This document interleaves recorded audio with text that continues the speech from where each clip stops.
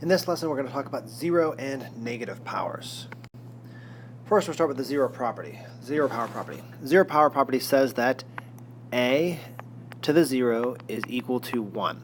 Typically, students will confuse this and think that a to the zero will equal 0.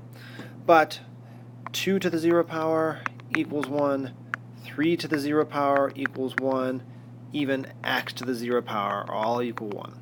That's the rule.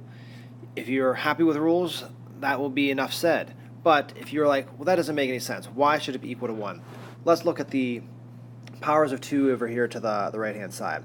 We know 2 to the third is 8, 2 to the second is 4, and 2 to the first is 2. Well, what's happening as the exponents decrease here? So as the exponents go down from 3 to 2 to 1, we are actually going ahead and dividing by 2 every time.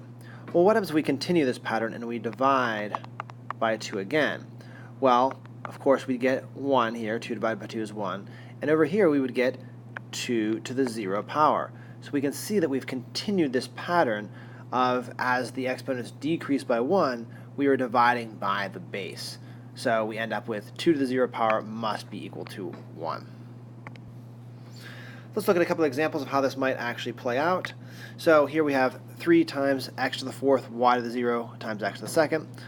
All right, since we have y to the 0 in the middle here, we know that's going to be 1, and it's going to be multiplied by the other pieces.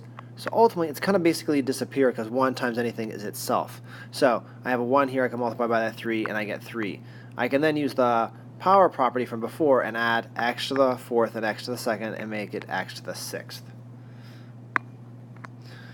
In our second example, we see that we have the product of two polynomials here. We have negative 2 y to the 0 times negative 3y to the fourth. We can multiply those coefficients first, and we get positive 6.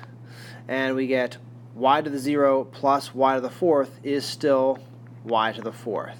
So don't think because it's 0 that's going to change all of the y's in here to a y to the 0. We're still adding those exponents. 0 plus 4 is 4. So we have ultimately 6y to the fourth. The negative power property states that if we have a to the negative n, that is equal to 1 over a to the positive n. What we've had happen here is we took the reciprocal. So for example, if we had 2 to the negative 3, that would be equal to 1 over 2 to the third. We could then simplify this further and get 1 over 8.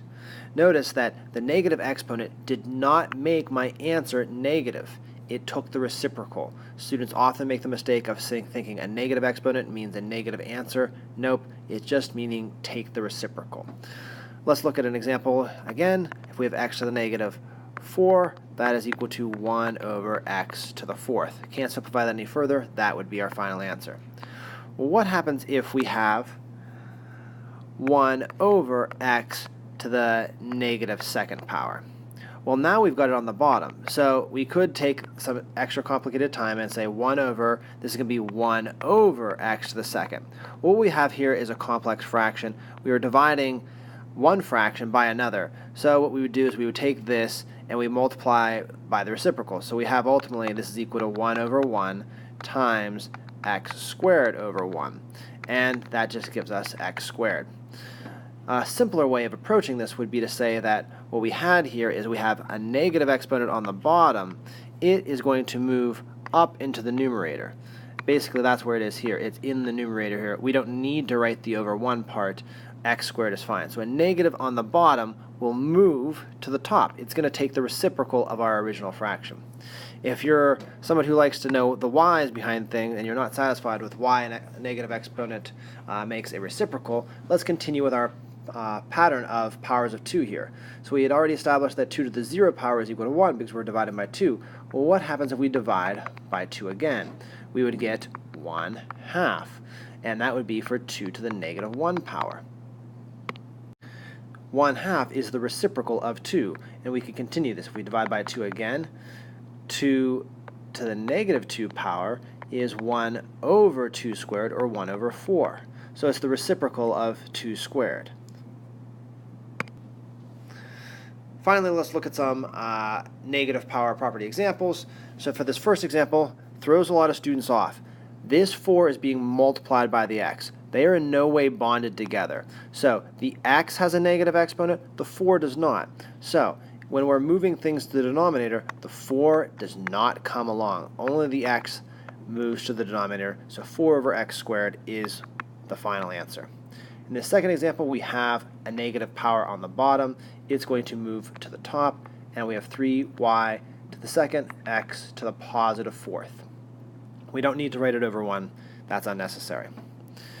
In the next example, we have a couple of things happening. We have things on the numerator and denominator. One thing that people miss often is that we have 2 over 4. That is a fraction. We can reduce that as 1 over 2. I'm going to continue with my numerator here. Anything that I know is going to ultimately stay there, I'm going to put there. So I'm going to identify my x to the third. That's a positive, so that's staying up there. And my x to the negative 8 is going to move up there. The y to the negative second on the numerator is going to move to the bottom as y to the second, and I still have a y to the fifth. Now we can apply our product property and say that we have x to the 11th over 2y to the 7th. Last example, if we have negatives here, we're going to move them to the bottom. And so that leaves us x to the 3, x to the 4, y to the 2, z to the 5.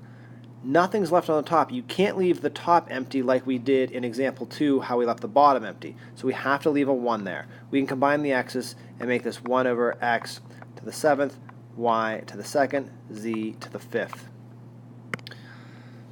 Funny cartoon I found in Google Images. X to the 3rd, positive power there, is commenting to 1 over x to the negative 3rd. It says, mark my words, you harness your negative power and you can make it to the top, meaning the top of the fraction there. So we could rewrite this as x to the 3rd as well. So if he harnesses his negative powers, he can make it to the top. I love the guy's little desk label here. He says, I'm not just over 1, because he's over 1 in the fraction. I'm over everyone. Very evil exponent.